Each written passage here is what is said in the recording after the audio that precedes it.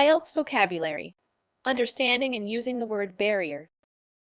Imagine you're walking down a street and suddenly encounter a large fence blocking your path. This is a perfect example of a barrier. The word we'll be exploring in today's IELTS vocabulary lesson. Word type. Barrier is primarily used as a noun, though it can sometimes function as a verb.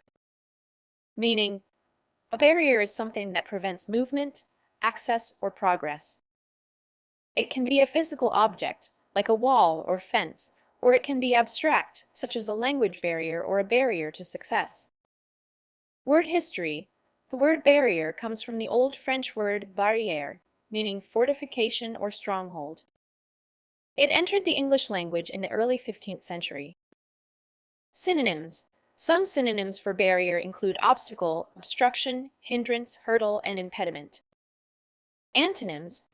Antonyms of barrier include passage, access, entrance, and gateway. Examples used in sentences. Let's look at some ways to use barrier in sentences. Physical barrier. The Great Wall of China was built as a barrier to protect against invasions. Abstract barrier.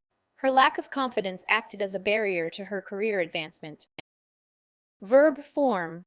The police barriered off the crime scene to prevent contamination of evidence. Idiomatic use.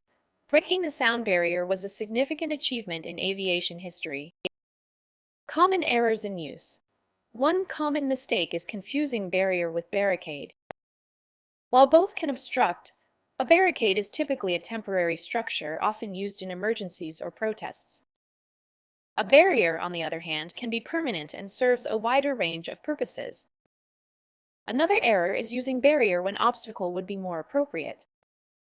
For example, it's better to say time constraints were the main obstacle to completing the project rather than time constraints were the main barrier to completing the project.